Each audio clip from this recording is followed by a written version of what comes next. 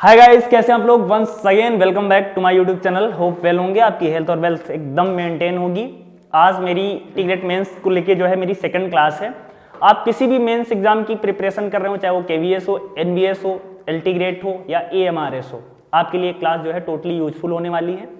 इसमें मैं 2-3 चीजें डिस्कस करूंगा। पहले तो क्वेश्चन को राइट कैसे करते हैं, वो जॉन डन से बनने वाले कंप्लीट क्वेश्चन, कितने क्वेश्चन जॉन डन से बन सकते हैं, जो क्वेश्चंस मैं आपको बताऊंगा उससे बाहर कुछ नहीं आएगा।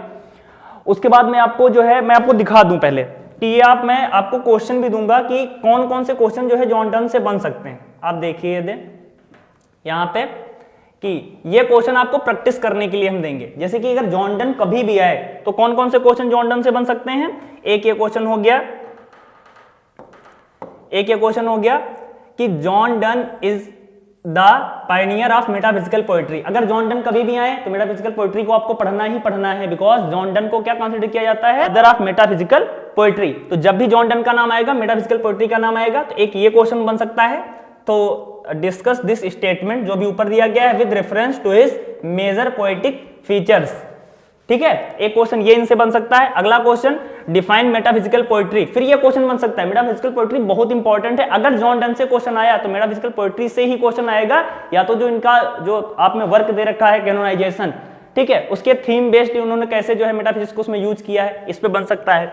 अगला क्या है, explain its chief characteristics with special reference to John Donne, ये बन सकता है। अगला क्वेश्चन कौन सा बन सकता है, ये आपको प्रैक्टिस करने के लिए हम देंगे। और दूसरी बात, स्पेशल बात देख लो जो आपको हम प्रश्न हम देंगे कि जैसे कि आपको ये क्वेश्चन मैंने दिया तो प्रैक्टिस करने के लिए आपको हम कुछ कीवर्ड दे देंगे जिसके थ्रू आप जो है आंसर को अपना फॉर्म कर पाएंगे। क्या हमने दिया कि इन योर आंसर क्या होना चाहिए, you should discuss Donne's use of metaphysical conceit. उन्होंने मेटाफिजिकल कंसीट को कैसे यूज किया, विट को, पैराडॉक्स को, ठीक है, विविध imagery and blending of intellect and emotion. ये आपको मैंने क्या दे दिए, ये सारे के सारे मैंने आपको कीवर्ड दे दिए। इसी को लेके आपको क्या करना है, क्वेश्चन को फॉर्म करना है। अभी मैं जॉन डन को स्पेशली जो है आपको बताऊंगा, तो आपको वहां से भी कुछ कीवर्ड मिलेंगे। आपको मेंस की राइटिंग करते समय कीवर्ड का विशेष ध्यान रखना है, और जो कीवर्ड आपको हम देंगे उसके जो है उसको अंडरलाइन वहां मेंस के एग्जाम में कर देना है बस। उसके सिवा बहुत ज्यादा प्रॉब्लम नहीं होगी आपको। अगला क्या है, हाँ, जैसे ये हमने क्या डिफाइन मेटाफिजिकल पोएट्री, तो मेंशन दैट द टर्म जो है मेटाफिजिकल जो टर्म मेटाफिजिकल है वो किसने कॉइन की थी, सैमुअल जॉनसन ने। समझ रहे हो ना। तो ये इस क्वेश्चन में आप कल आपके लिए हो गया क्या, कीवर्ड हो गया। Then explain the main feature of this poetry and support your answer with suitable example from Donne. फिर इसमें आप जो है सुटेबल एग्जांपल डाल सकते हैं कि कैसे उन्होंने अपनी जो है पोएट्री में यूज किया।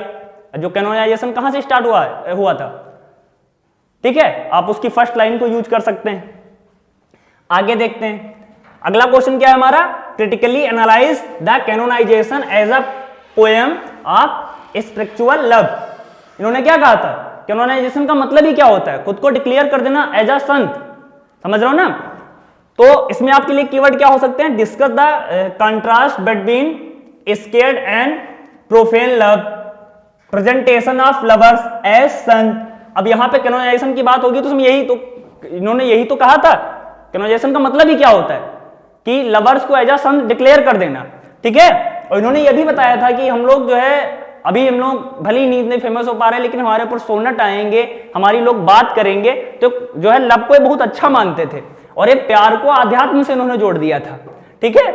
तो मतलब ऐसा कह सकते हो कि love is worship for him, ये था। तो एज सेंट, फिर the use of religious imagery and the element of irony in the poem. Irony वगैरह भी आप देखेंगे थोड़ा इनकी जो कैनोनाइजेशन पोएम थी। तो ये आपके कीवर्ड हैं जिसके थ्रू आप इस क्वेश्चन को फॉर्म कर सकते हैं। क्वेश्चन बन सकता है उसके बाद, done blends passion with intellect, ठीक है। इस क्वेश्चन को जो है आपको एक्सप्लेन करना होगा, तो उसके लिए भी आपको ये कीवर्ड आपके दे रखे हुए, सारे कीवर्ड के थ्रू जो है आपको क्वेश्चन एक्सप्लेन करना है। ये सारे क्वेश्चन आपको हम देंगे, साथ में कीवर्ड हमने दे दिए हैं, इसके थ्रू आप जो है क्वेश्चन को फ्रेम कर सकते हैं, क्वेश्चन को बना सकते हैं, ठीक है। कीवर्ड का विशेष ध्यान रखिएगा। उसके बाद आते हैं जॉन डन पे। अब शुरुआत में चलते हैं, जॉन डन को पहले देखते हैं थोड़ा। ये है जॉन डन, ठीक है। तो जॉन डन, ये हो गया जॉन डन, ठीक है। आप इनकी फोटो यहां पे देख पा रहे होंगे, ये जॉन डन है, ठीक है। फिर क्या है, बॉर्न, इनका जन्म कब होता है, 22 जनवरी 72 लंदन इंग्लैंड में ही जो है ये बॉर्न होते हैं, और लंदन इंग्लैंड में ही इनकी क्या होती है, डेथ होती है। डेथ कब होती है, 31 मार्च 1631। नेशनैलिटी क्या थी, बिकॉज ये लंदन में ही बॉर्न हुए थे तो इंग्लिश नेशनैलिटी इनकी थी।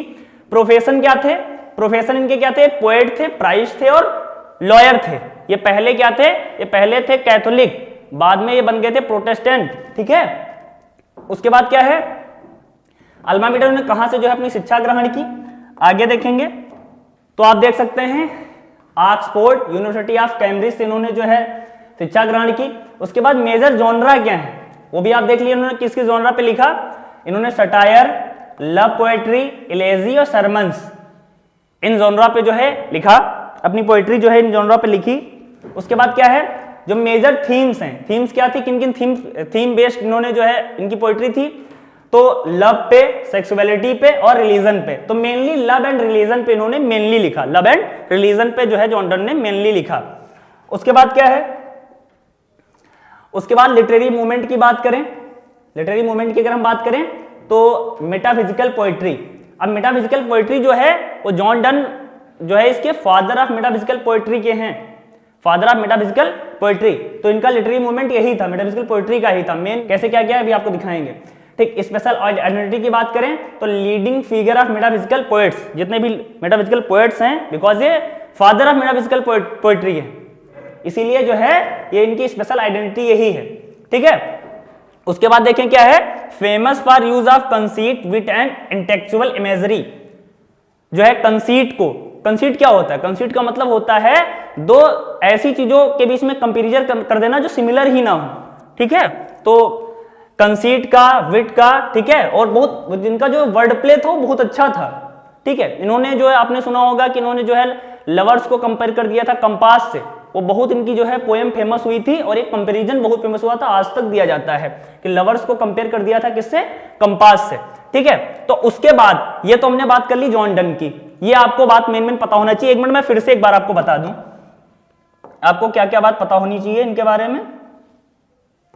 सबसे पहले जो है ये कब बॉर्न होते हैं, ठीक है, डेथ इनकी कब होती है, इनकी नेशनैलिटी क्या थी, प्रोफेशन क्या था, आप देख सकते हैं पोएट थे, प्राइस्ट थे, लॉयर थे, ठीक है। कहां से इन्होंने जो अपनी एजुकेशन ली, तो एजुकेशन कहां से इन्होंने ली, Oxford, university of Cambridge. Major genre इनके क्या थे, satire, love poetry, elegy and sermons. उसके बाद मेजर थीम्स क्या थे, लव एंड जो है सेक्सुअलिटी एंड रिलीजन, तो लव एंड रिलीजन पे उन्होंने बहुत ज्यादा लिखा।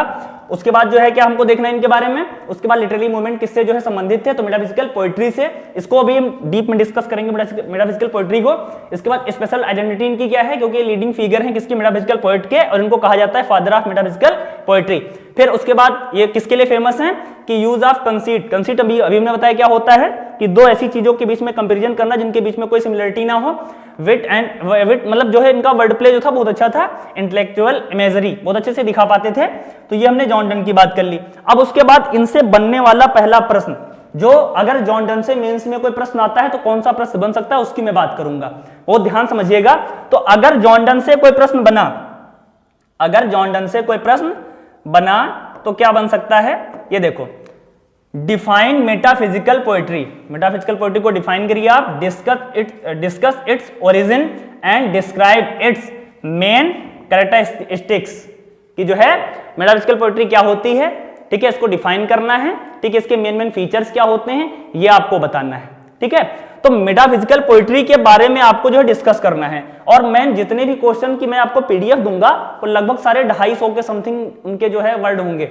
आप थोड़ा उसको देखेंगे, समझेंगे, और वहां पे आपको 200 से ज्यादा नहीं लिखना, 210 बहुत ज्यादा आप कर सकते हैं, ठीक है। 190 से कम भी ना करिएगा, लेकिन मैं 250 इसलिए दूंगा ताकि आप अच्छे से प्रिपरेशन कर सकें, ठीक है।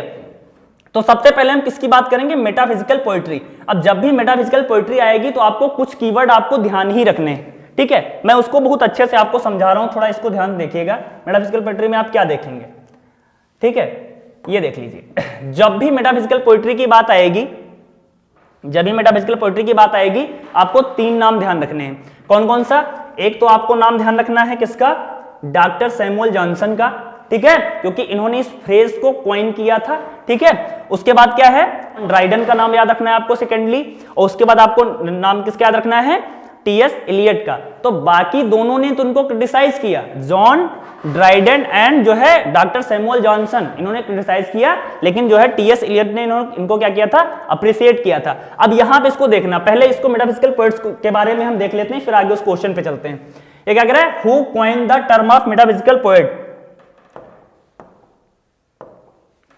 हाँ, तो who coined the term of metaphysical poet, कि जो मेटाफिजिकल पोएट थी उस टर्म को किसने कॉइन किया, तो क्या है, doctor Samuel Johnson use the term in lives of poets, 1781 में आई थी, उन्होंने जो है उसमें जो है इस टर्म को जो है यूज किया था। He applied it to 17th century poet like Donne के जैसे बहुत सारे जॉर्ज हर्बर्ट थे, जॉन डन थे, ठीक है, ऐसे पोएट्स के लिए उन्होंने जो है टर्म को यूज किया था, because of their intellectual and philosophical style, ठीक है। उसके बाद क्या है, हाँ, तो आप ये क्या समझे, हमने क्या बताया आपको कि डॉक्टर सैमुअल जॉनसन ने इस टर्म को कॉइन किया, यहां से ये बहुत इंपॉर्टेंट हो जाते हैं, कब कॉइन किया था, 1781 में, ठीक है, और कहां पे कॉइन किया था ये भी मैंने आपको बता दिया। उसके बाद जॉन ड्राइडन कैसे संबंधित है इससे, ये देख लो। तो John Dryden said that, John Dryden ने क्या कहा था, डन अफेक्ट द मेटाफिजिक्स, इन्होंने ये सेंटेंस जो बोला था, जितने भी एग्जाम मल्टीपल चॉइस वाले होते हैं बहुत बार ये क्वेश्चन आ चुका है कि ये जो है स्टेटमेंट किसका है, डन अफेक्ट द मेटाफिजिक्स, ठीक है। तो ये इन्होंने कहा था, इसलिए जॉन ड्राइडन से संबंधित हैं। फिर मीनिंग ही यूज, ठीक है, extensive philosophical ideas in his poetry, इन्होंने जो फिलोसफिकल आइडियाज अपनी पोएट्री में यूज किए हैं। अब समझ लो आप लव पे कोई पोएट्री लिख रहे हैं, ठीक है, उसमें बात आप जीवन की कर रहे हैं, दर्शन की कर रहे हैं, फिलोसफी की कर रहे हैं, यही इन्होंने जॉन डन ने किया था, इसीलिए जो है इतना ज्यादा फेमस हुए। अगला क्या है, how is T S Eliot related. T S Eliot को आप लोग जानते होंगे, आपके सिलेबस में प्रिस्क्राइब्ड है, ये द वेस्टलैंड इनकी पोएम है। ये कैसे रिलेटेड है, तो टीएस इलियट ने एक एसे लिखा था, और एसे का नाम क्या था, द मेटाफिजिकल पोएट। कब लिखा था, 1921। तो 1921 में टीएस इलियट ने एक एसे लिखा था जिसका नाम था मेटाफिजिकल पोएट्स। उन्होंने वहां पर जो है टीएस इलियट ने इनको क्रिटिसाइज नहीं किया था, इनको अप्रिशिएट किया था, और क्या कहा था, प्राइज्ड देम, उनको क्या किया था, अप्रिशिएट किया था, and introduce the idea of unified sensibility. और यूनिफाइड सेंसिबिलिटी का जो है आइडिया वहां से ही इंट्रोड्यूस किया था, किसने, टीएस इलियट ने, ठीक है। किस पे कमेंट करते हुए, मेटाफिजिकल पोएट्स पे। ये क्या था, एक एसे था, कब लिखा गया था, 1921 में। अब टीएस इलियट को आप पढ़ेंगे तो इस आइडिया को भी आप पढ़ेंगे, ठीक है, तो ऐसे ही जो है आप समझ सकते हैं। तो इसको एक बार फिर से देख लो, सैमुअल जॉनसन ने टर्म को जो है इस फ्रेज को कॉइन किया था, सबसे पहले इस फ्रेज को मेटाफिजिकल जो है पोएट्स जिस फ्रेज को कॉइन किया था, उसके बाद जॉन ड्राइडन ने फर्स्टली इसको यूज किया था और बोला था डन इफेक्ट जो है मेटाफिजिक्स हो गया। उसके बाद टीएस इलियट ने जो है इनको अप्रिशिएट किया था कि जो है इन्होंने बहुत अच्छा लिखा है, यूनिफाइड सेंसिबिलिटी का इन्होंने कॉन्सेप्ट दिया था, आइडिया दिया था, ठीक है। तो आप ये अब उम्मीद करते हैं आपको मेटाफिजिकल पोएट्स के जो कीवर्ड हैं और कहां से इसका ओरिजिन है आपको समझ में आ गया होगा, ठीक है। अब आते हैं अपने क्वेश्चन पे। क्वेश्चन क्या कह रहा था हमारा, हाँ, ये क्वेश्चन था हमारा, क्या है, define metaphysical poetry, discuss its origin and describe it's main characteristics, कि जो है मेन इसके फीचर्स बताने हैं, मेटाफिजिक्स क्या होती है, मेटाफिजिकल पोएट्री क्या होती है, ये आपको बताना है। क्या होती मैंने आपको अच्छा समझाया, 3 कीवर्ड जॉन ड्राइडन आपको याद रखने हैं, ठीक है, फर्स्टली इन्होंने यूज किया था, फिर जो इस फ्रेज है मेटाफिजिकल पोएट्स इसको कॉइन किया था डॉक्टर सैमुअल जॉनसन ने, उसके बाद टीएस इलियट ने जो 1921 में एक एसे लिखा था मेटाफिजिकल पोएट्स, उसमें जो है इसको अप्रिशिएट किया था, इन सारे जो इनके पूरा ग्रुप था उसको अप्रिशिएट किया था, इनकी जो राइटिंग स्किल थी उसको लेके। उसके बाद देखते हैं इसका आंसर क्या बन सकता है। तो मैंने जो आपको कीवर्ड बताएं, अब देखोगे आंसर फॉर्म करते टाइम आपको वही कीवर्ड कितने आपके लिए यूजफुल होंगे, ठीक है। देखो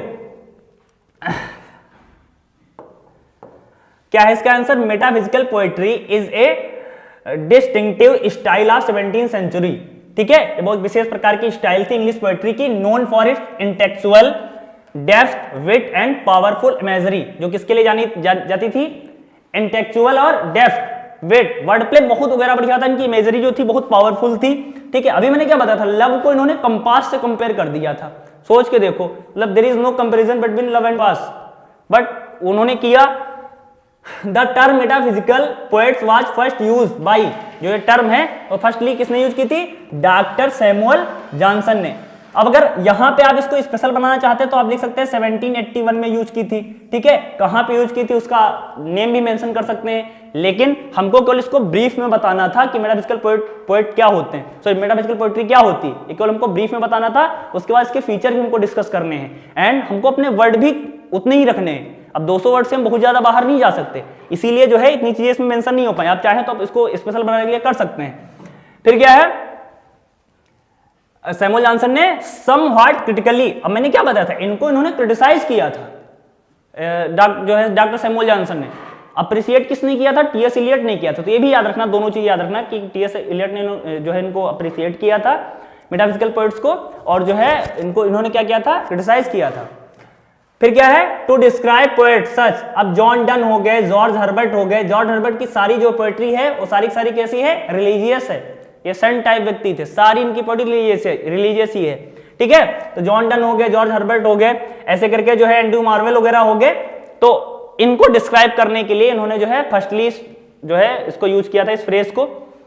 दो they did not from a formal school, तो आगे क्या बताया गया है कि ये किसी मतलब उसके ये किसी ग्रुप से संबंधित नहीं थे, ये जो सारे के सारे लोग लिखे हैं ये किसी ग्रुप से संबंधित नहीं थे, लेकिन because they share similar poetic qualities, लेकिन उनकी पोएटिक क्वालिटीज थी, लिखने का जो तरीका था, कैसे वो कंसीट को यूज करते थे, विट एंड पैराडॉक्स, ठीक है, इसलिए इनको जो है एक साथ क्या कहा गया, मेटाफिजिकल पोएट्स। इनका कोई ग्रुप तब नहीं था जब ये जॉन डन वगैरह लिख रहे थे पोएम, तब इनका कोई ग्रुप नहीं था ऐसा, जैसे कि अलेक्जेंडर पोप वगैरह ने अपना ग्रुप अलग से बनाया था सटायर करने के लिए, आप लोग जानते ही होंगे, ठीक है। तो इनका कोई ऐसा स्पेशल ग्रुप था नहीं, ठीक है। लेकिन बाद में चूंकि इनकी जो है पोएटिक क्वालिटीज सिमिलर थी, इनकी क्या थी, पोएटिक क्वालिटीज सिमिलर थी, इसीलिए बाद में इनका जो है एक साथ इनका नाम जो है मेटाफिजिकल पोएट्स के रूप में पड़ा।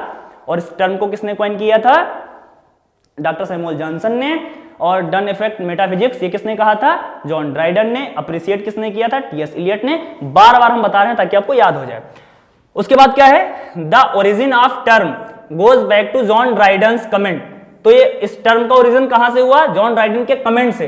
उन्होंने क्या कहा था, दैट डन अफेक्ट्स मेटाफिजिक्स, इसको अभी मैंने डिस्कस किया था। डन अफेक्ट्स मेटाफिजिक्स किसने कहा था, जॉन ड्राइडन ने, ठीक है। Meaning he blended philosophy with love, उन्होंने क्या किया, फिलॉसफी और लव को क्या कर दिया, फिलॉसफी लव एंड इमोशन, ठीक है, फिलॉसफी लव और इमोशन को मिला दिया।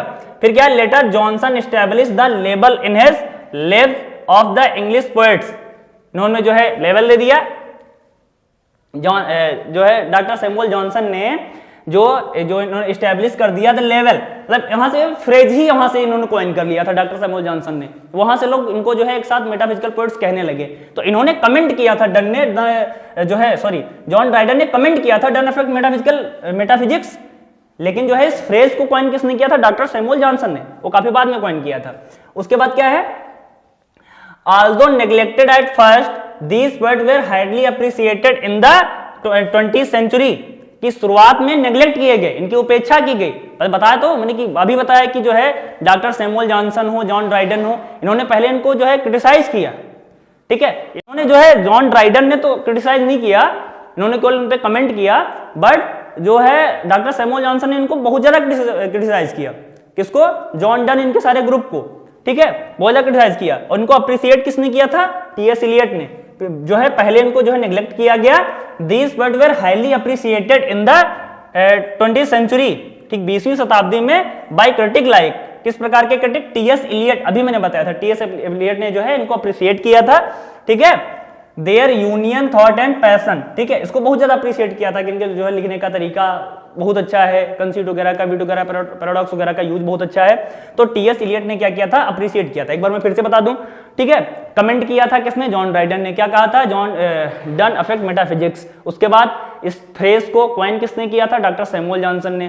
कब किया था, 1781 में किया था, ठीक है। उसके बाद टीएस इलियट ने क्या किया था, इनको अप्रिशिएट किया था। तो ये बात हो गई, हमने जो है पूरा बता दिया मेटाफिजिकल पोएट के बारे में। उसके बाद देखते हैं इनका क्या है, चीफ कैरेक्टरिस्टिक क्या है, मतलब इसके मेन फीचर क्या है, देखो। हाँ, तो सबसे मेन इसका जो है फीचर है क्या है, यूज ऑफ कंसीट, दो ऐसी चीजों के बीच में कंपैरिजन करना जिनके बीच में कोई सिमिलरिटीज ही ना हो, ठीक है।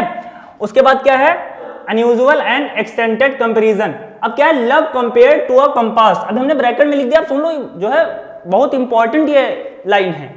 ऐसे ही वहां पे फॉर्म करेंगे आप क्वेश्चन को, क्या है, love compare to a compass in Donne's poetry. Donne ने लव को, प्यार को किससे कंपेयर किया था, कंपास से किया था। समझ रहे हो ना, अभी मैंने अभी कुछ टाइम पहले बताया था आपको। फिर है union of intellect and emotion. अब इन्होंने जो, अब जैसे कि इस चीज को, कंपैरिजन को समझने के लिए व्यक्ति को समझना होगा कंपास क्या होता है, वो कैसे वर्क करता है।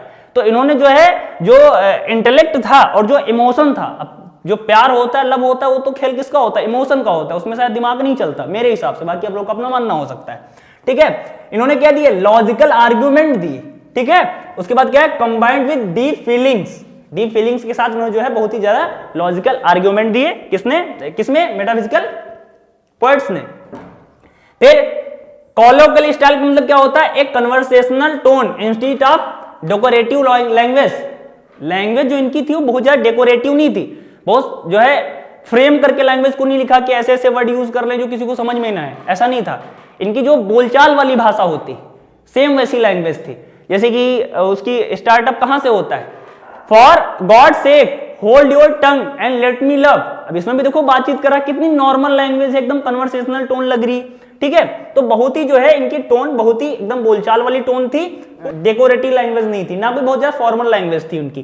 ठीक है, विट एंड पैराडॉक्स। ठीक है, बहुत क्लीवर जो है इनका वर्ड प्ले था, आयरनी। ठीक है, स्ट्राइकिंग इमेजरी, मतलब वर्ड प्ले बहुत अच्छा था, फ्रेम बहुत अच्छे से करते थे। ठीक है, जॉर्ज हर्बर्ट वगैरह ने बहुत ज्यादा क्या लिखी है, तो रिलीजियस जो है पोएट्री लिखी है।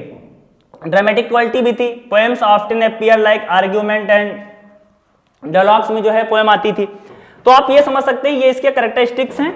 आगे क्या है, इन शॉर्ट, अब लास्ट में हम कंक्लूजन क्या देंगे, in short metaphysical poetry is remembered, metaphysical poetry को याद किया जाता है for its inventive imagination and strong intellectual energy, skilfully uniting heart and mind. इस वर्ड को याद रखना कि जो है इसको याद किया जाता है। ठीक है, इमेजिनेशन के लिए। ठीक है, स्ट्रॉन्ग जो है बहुत इंटेलेक्चुअल थॉट या जो इंटेलेक्चुअल जो है एग्जाम्पल ये लोग यूज करते थे। उसके बाद क्या है, और हार्ट और माइंड को ये लोग कंबाइन कर देते थे। समझ रहे हो ना, अब फिलॉसफी को लव में जोड़ोगे तो जाहिर सी बात है, फिलॉसफी को लव के साथ जोड़ोगे तो हार्ट एंड माइंड तो कंबाइन हो गई। ठीक है, तो ये हो गया। तो ये मैंने क्वेश्चन है, इसके क्राइटेरिया एक बार और देख लेते हैं कौन कौन से हैं। यूज ऑफ कंसीट हो गया, ठीक है, union of intellect and emotion हो गया, ठीक है, इनकी जो लैंग्वेज थी बहुत बोलचाल वाली थी, विट एंड पैराडॉक्स हो गया, ठीक है, थोड़ा जो इनकी थीम थी रिलीजियस थी, उसके बाद जो ड्रामेटिक क्वालिटी थी। ठीक है, तो ये हमारा क्वेश्चन फर्स्ट वाला जो है यहाँ पे क्या हुआ, खत्म हो गया। फर्स्ट क्वेश्चन यहाँ पे क्या हो गया, हमारा खत्म हो गया, जिसमें यहाँ पे हमने लास्ट में कंक्लूजन दे दिया कि क्या है। तो अगर मेटाफिजिकल पोएट्री पे कभी प्रश्न आता है, जो कि अगर जॉन डन पूछे गए तो दो ही तीन टाइप के, या तो कैनोनाइजेशन के थीम पे पूछेगा, या तो पूछेगा किस पे, इस पे क्या नाम है, मेटाफिजिकल पोएट्री क्या है, मेटाफिजिकल पोएट कैसे थे, मेटाफिजिकल जो पोएट्री है उसके फीचर्स क्या होते हैं, यही से ही प्रश्न बन सकता है। तो पहला क्वेश्चन मैंने डिस्कस कर लिया है। हाँ, तो पहले जो मैंने क्वेश्चन डिस्कस किया वो था मेटाफिजिकल पोएट्री क्या है, ठीक है, और उसके मेन फीचर्स क्या क्या हो सकते हैं। दूसरा क्वेश्चन जो हम डिस्कस करेंगे वो डिस्कस करेंगे कि जो है सेंट्रल थीम किसकी, एक मिनट थोड़ा पेन चेंज कर लें। हाँ, जो सेंट्रल थीम जो है या पोएटिक जो टेक्निक है जॉन डन की, उसके बाद किसका एग्जांपल देते हुए, द कैनोनाइजेशन। आप लोग जानते होंगे सिलेबस में यही प्रेस्क्राइब्ड है, ठीक है। और उसके बाद इन्होंने कैसे जो है इसमें कंबाइन किया है इमोशन को और इंटेलेक्ट को, किसने, जॉन डन ने। अगर नॉर्मल कहें तो कैसे मेटाफिजिकल पोएट्री जो है इफेक्ट डालती है किस पे, कैनोनाइजेशन पे, या कैसे वो दोनों एक दूसरे से संबंधित हैं, ठीक है, कैसे उसकी थीम जो है सेम है। तो इसकी हम बात करेंगे, सेंट्रल थीम डिस्कस करेंगे, पोएटिक टेक्निक डिस्कस करेंगे किसकी, जॉन डन की, एग्जांपल इसका देंगे कैनोनाइजेशन का। अब इसका जो है आंसर कैसे बन सकता है आप देखो, तो John Donne's poem the canonisation. Canonisation का मतलब क्या होता है, अभी मैंने बताया था, डिक्लेयरिंग समवन अ संत, किसी को संत डिक्लेयर कर देना, ठीक है, is one of the finest example of metaphysical poetry. ये मेटाफिजिकल पोएट्री का जो है एक बहुत अच्छा एग्जांपल है, where love is presented not merely as a personal emotion. जो है प्यार को यहाँ पे केवल जो है व्यक्तिगत भावना के रूप में नहीं दिखाया गया है, बट लेकिन as a spiritual and eternal force. जो प्यार को, जैसे प्यार को ऐसा मतलब यहाँ पे वर्शिप दिखाया गया है, आध्यात्म के रूप में प्रदर्शित किया गया है, ठीक है। The central theme of the poem is sanity and immortality of true love. यहाँ जो है आर्ग्यू करते हैं दैट कि जो जेन्युइन लवर्स होते हैं वो क्रिटिसाइज्ड बाय सोसाइटी, उनको सोसाइटी क्या करती है, क्रिटिसाइज करती है। अब जो है जॉन डन ने जब उस टाइम पे जब ये पोएम लिखी थी, वो आज सेम अभी तक ये बात है, सोसाइटी अभी भी जो है ट्रू लवर्स हो या फेक लवर्स हो या कैसे भी करके लवर्स हो, सोसाइटी के थ्रू जो है उनको क्रिटिसिज्म ही मिलेगा। क्योंकि हम, अच्छा क्रिटिसिज्म मिलता क्यों है, क्योंकि हम लोग विराट कोहली और उसका शर्मा जैसे फेमस या उतने पैसे वाले नहीं हैं। अगर आप अधिक पैसा कमा लेते हैं, आप अगर ज्यादा बढ़िया फेमस हो जाते हैं, फेमस छोड़ो, अगर आपके पास पैसा है तो आपको सोसाइटी भी क्रिटिसाइज नहीं करेगी। इसीलिए जो है पैसा बहुत इंपॉर्टेंट है। पैसा कब आएगा, जब आप कुछ करेंगे लाइफ में। तो इसीलिए कह रहे हैं मेहनत कर लो, अच्छे से रिटन प्रैक्टिस किया करो 2 से 3 घंटे बैठ के, तभी जाके मेंस का एग्जाम निकलेगा। जो मेंस का एग्जाम है वो आपकी जो है आपके नॉलेज उसमें कम इंपॉर्टेंट है, आपकी जो राइटिंग स्किल है बहुत ज्यादा इंपॉर्टेंट है। आप कैसे जो है अपने आप को प्रेजेंट करते हैं उस प्रोफेसर के सामने, बहुत ज्यादा इंपॉर्टेंट है। तो मैं एक बात बता रहा हूं कि पैसा जीवन में बहुत महत्वपूर्ण होता है। देखो विराट कोहली और अनुष्का शर्मा के बारे में कोई नहीं कहता कि दोनों की कास्ट सिमिलर नहीं है, और भी आप लोग बहुत सारे एग्जाम्पल जानते होंगे, बिकॉज वो सारे लोग क्या हैं, वो अपने जीवन में सक्सेसफुल हो चुके हैं। तो क्रिटिसिज्म मिलता है जब हम लोग सक्सेस नहीं होते हैं, सक्सेसफुल लोगों का कोई क्रिटिसिज्म नहीं होता है। तो उनको सोसाइटी क्या करती है, क्रिटिसाइज करती है। Attain a kind of sainthood through their devotion, ठीक है, और उनको सेंटहुड मिल जाता है। वो जो है वो, जबकि जो लवर्स होते हैं, ठीक है, वो सीधे सीधे उन्होंने जो है उसको प्यार को एकदम वर्शिप बताया है, तो सेंटहुड को प्राप्त हो जाते हैं जॉन डन के अकॉर्डिंग। देयर, अगर वो ट्रू लवर्स हैं तब की इन्होंने बात बताई है, their love rises above worldly concern, जो उनका जो प्यार है वो जो सांसारिक माया मोह है। कौन कौन से सांसारिक माया मोह होते हैं, वेल्थ हो गया यानी कि धन दौलत हो गया, पॉलिटिक्स यानी कि राजनीति, एम्बिशन महत्वाकांक्षा, इन सब चीजों से ऊपर उठ जाते हैं। प्यार को पूजा, मुझे लग रहा है वर्क जो इनके according work is not a worship, love is worship according to John Donne. ये मैं नहीं कह रहा भाई, इन्होंने कहा ऐसा। तो वेल्थ, पॉलिटिक्स हो या एम्बिशन हो, इन तीनों चीजों से ऊपर जो सांसारिक माया मोह कह सकते हैं, इनसे ऊपर उठ जाता है क्या, प्यार। अगर प्यार कैसा है, सच्चा है। क्योंकि इन्होंने, देखो मैं नहीं कह रहा भाई, इन्होंने खुद ही कहा था कि अगर जो है जेन्युइन लवर्स हैं और प्यार कैसा है, ट्रू है, ठीक है, फेक वाला नहीं, ठीक है। उसके बाद क्या है, द टाइटल इटसेल्फ पैराडॉक्सिकल, जो टाइटल है, जो कैनोनाइजेशन है, ये पैराडॉक्सिकल है। Generally refer to declaring someone a saint. अभी हमने क्या बताया था कि किसी को संत डिक्लेयर कर देना, यही कैनोनाइजेशन होता है, ये इसका टाइटल है। But here lovers are canonised for their pure and selfless love, जो उनका प्योर लव होता है, सेल्फलेस, मतलब ये कोई मतलब क्या कहते हैं, ऐसा वाला लव नहीं जिसमें वो चीजें हों कि कुछ मतलब हो, सेल्फलेस हो। उसके बाद क्या है, done transform earthly passion with spiritual elevation. अब ये करते क्या थे, ये जो है प्यार को भी इन्होंने जो है फिलॉसफी से जोड़ दिया था, समझ रहे हो ना। तो जो यहाँ की जो क्या कहते हैं सांसारिक माया मोह है, जो अगर ट्रू लवर्स है तो उससे उनको फुर्सत मिल जाएगी। इन्होंने यहाँ पे क्या बताया देख लो, कि जो पैशन है स्पिरिचुअल एलिवेशन है, तो इन्होंने जो क्या कर दिया था, ट्रांसफॉर्म कर दिया था। Love become a mean of transcendence, कि जो है जो प्यार होता है, लव होता है, वो श्रेष्ठता का एक मीन बन जाता है, ठीक है। उसके बाद क्या है, technically the poem display typical metaphysical features. इस पोएम में टिपिकली मेटाफिजिकल फीचर्स अभी मैंने डिस्कस किए थे, कौन कौन से होते हैं, यूज ऑफ कंसीट हो गया, विट हो गया, पैराडॉक्स हो गया, ठीक है, बहुत सिंपल लैंग्वेज हो गई, जो कन्वर्सेशनल टोन वाली लैंग्वेज होती है, ऐसा। अब अभी देखो, ठीक है, कि typically the poem display typical metaphysical features इसमें मिलते हैं, इस पोएम में, ठीक है। सच एज बोल्ड कंसीट, इसमें भी कंपैरिजन मिलते हैं, कैंडल से कंपेयर करते हैं, एक जो पक्षी था फोनिक्स, उससे कंपेयर करते हैं, ठीक है। अभी आगे आएगा, पैराडॉक्स हो गया, विट हो गया, फिर ड्रामेटिक ओपनिंग। अब अच्छा, ये जो पोएम थी उसमें वो शुरुआत कहां से करता है, अपने दोस्त से कह रहा होता है कि चुप हो जाओ, भगवान के लिए जो है मुझे क्या करने दो, प्यार करने दो। अभी लाइन आगे आएगी भी, देखना। और टोन कैसी होती है, द कन्वर्सेशनल टोन होती है। क्या कहता है, for God sake hold your tongue, भगवान के लिए क्या कर लो, चुप हो जाओ, ठीक है, for God sake hold your tongue, and आगे की लाइन क्या है, एंड लेट मी लव, और मुझे क्या करने दो, प्यार करने दो, ठीक है। तो इसकी टोन कैसी है, कन्वर्सेशनल टोन है, जैसे कि दो व्यक्ति आपस में क्या कर रहे हो, बात कर रहे हो। अभी मैंने जब इसके फीचर बता रहा था तो मैंने आपको बता रहा था कि यहाँ पे जो है जो लैंग्वेज होती है एकदम कन्वर्सेशनल टोन वाली होती है। फिर क्या है, इमीडिएटली इंगेज द रीडर, जिससे क्या होता है, रीडर इमीडिएटली इंगेज हो जाता है, आपको पढ़ने में आनंद आता है। पहली ही लाइन जो है आपको थोड़ा एनर्जी देती है, मजा आता है पढ़ने में। अब ऐसी चीजें पढ़ने में किसको मजा नहीं आएगा। अब तब इन्होंने लिखा था, आज के 300 साल हो गए, तब भी अभी हम लोग पढ़ रहे हैं, इतनी बढ़िया पोएम है। फिर क्या है, done uses intellectual argument and striking imagery like phoenix. अभी एक पक्षी होता है, ऐसा कहा जाता है कि एक पक्षी होता है जो उड़ते उड़ते उड़ते कहां पहुंच जाता है, सूरज के पास, वहां पे जल के क्या हो जाता है, राख हो जाता है। फिर वापस जब उसकी राख नीचे गिरती है फिर से पक्षी में कन्वर्ट हो जाता है। एक जादुई पक्षी होता है जो मरने के बाद पुनर्जीवित हो जाता है। तो जॉन डन के अकॉर्डिंग हमारा जो प्यार होता है वो भी अमर होता है, जो कभी नहीं मरता, ठीक है। उसके बाद to show how lover die, इसको एग्जाम्पल क्यों दिया था इस पक्षी का इन्होंने, कि दिखाने के लिए कि हाउ लवर्स डाई, कि जो लवर्स होते हैं, प्यार करने वाले होते हैं, वो कैसे मरते हैं, एंड राइज अगेन, और दोबारा जीवित होते हैं थ्रू लव, प्यार के द्वारा, अचीविंग इमॉर्टैलिटी इन वर्स। क्यों, क्योंकि उनको क्या प्राप्त हो जाती है, अमरता प्राप्त हो जाती है। प्यार कभी नहीं मरता, प्यार करने वाले मर जाते हैं। किसके अकॉर्डिंग, जॉन डन के अकॉर्डिंग। आपको मेरी बातें थोड़ा प्यार मोहब्बत वाली लग रही होंगी, लेकिन इनकी पोएम ही ऐसी है, मैं कुछ कर नहीं सकता। तो इनके अकॉर्डिंग जो है, प्यार करने वाले तो मर जाते हैं लेकिन प्यार कभी नहीं मरता। समझ रहे हो ना। तो ये हो गया हमारा दूसरा क्वेश्चन। उसके बाद लास्ट में इसका कंक्लूजन दे देंगे।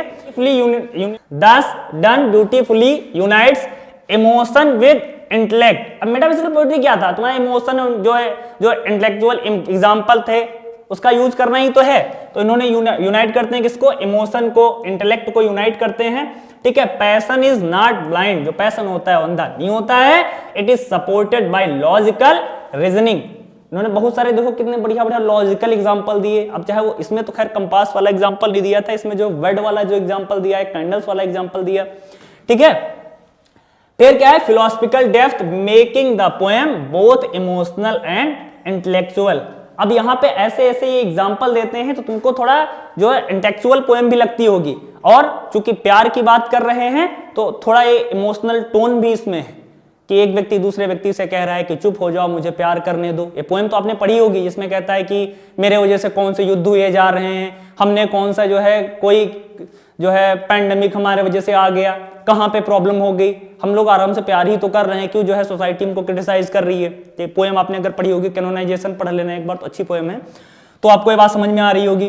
तो इस प्रकार से आप क्वेश्चन को फॉर्म करेंगे, आंसर को आप लिखेंगे। जो कीवर्ड होते हैं बहुत इंपॉर्टेंट होते हैं। जॉन डन को कभी भी पढ़ोगे, मेटाफिजिकल पोएट्री को पहले पढ़ना। मेटाफिजिकल पोएट्री में 3 लोग इंपॉर्टेंट हैं, जॉन ड्राइडन जिन्होंने कमेंट दिया था, उसके बाद जॉन ड्राइडन हो गए, डॉक्टर सैमुअल जॉनसन हो गए जिन्होंने फ्रेज को कॉइन किया था, उसके सीलियर जो थे उन्होंने जो है इसको अप्रिशिएट किया था।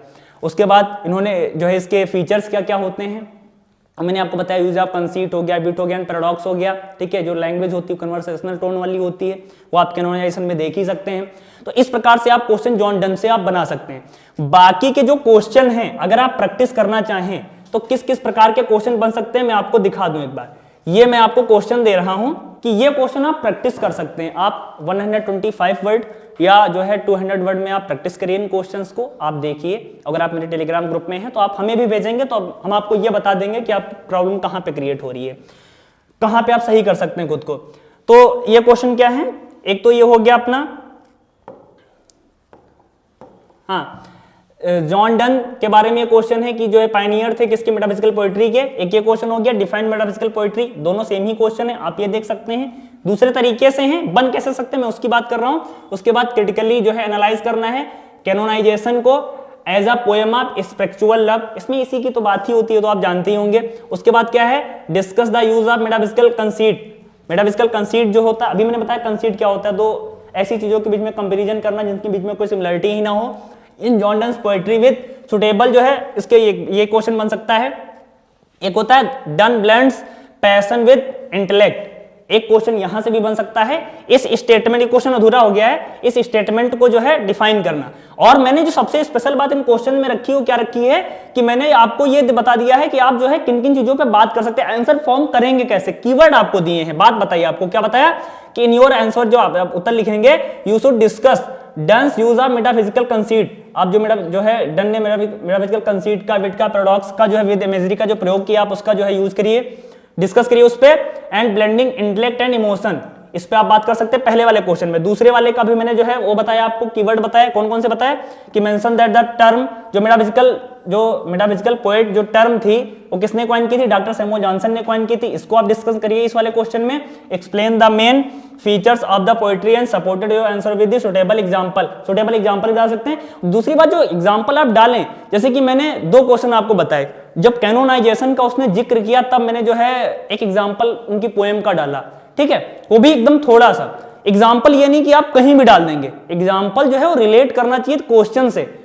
एक बात ये होगी। दूसरा, जहां पे एग्जांपल लिख रहे हो वहां पे एग्जांपल की आवश्यकता हो, ये नहीं कि आपको 2-3 लाइनें किसी पोएम की याद हैं और सेम पोएम जो है पोएट आ गया तो आपने कहीं भी जो है एग्जांपल लिख दिया, ऐसा नहीं है। Example should be relate with the question, relate नहीं करेगा तो ना लिखना, कोई दिक्कत नहीं। और क्वेश्चन को सजाना नहीं, बस पैराग्राफ चेंज करो लिखते जाओ, पैराग्राफ चेंज करो लिखते जाओ, कोई जो कुछ बनाने वाला ऐसा फ्रेम ना करना कोई बहुत ज्यादा, ठीक है।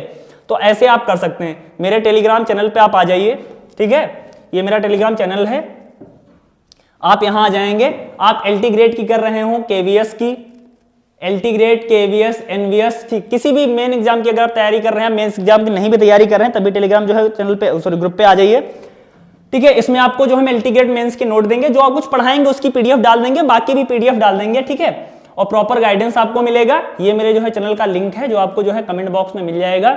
आप हमसे जुड़ेंगे, सारी क्लासेस एकदम हमारी फ्री हैं, सब कुछ एकदम फ्री ऑफ कॉस्ट मिलेगा, पूरे के पूरे नोट्स ही आपको हम फ्री दे देंगे। चैनल को लेकिन सब्सक्राइब जरूर कर देना, लाइक कर देना, कमेंट कर देना, क्योंकि यही आपकी चीजें जो है हमको मोटिवेट करती हैं अपकमिंग हमारे वीडियोस आ सके। Thank you guys, love you guys.